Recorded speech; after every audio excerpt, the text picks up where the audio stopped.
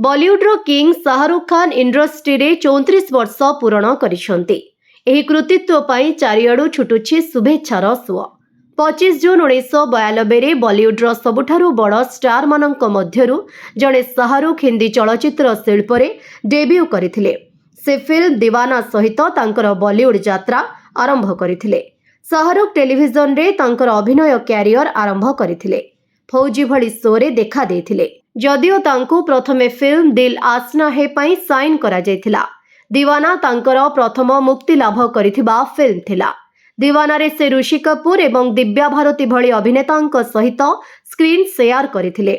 Industry रे 34 वर्ष पूर्ण अवसर रे से मांगालोरे एही विशेष एवं स्मरणीय माइल खुंट पालन करथिले। एक कार्यक्रम रे तांकर किछि हिट गीत रे मंच उपरे ठुमका लगाइथिले।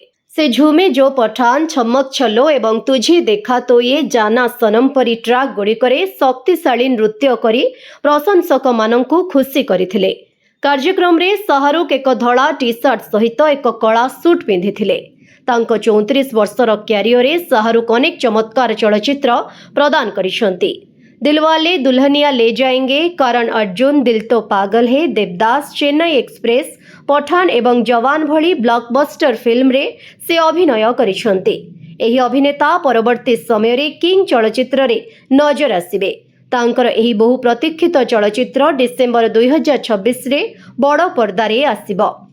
ब्यूरो रिपोर्ट, विकल्प समाचार। आम चैनल को लाइक, शेयर एवं सब्सक्राइब करंतु।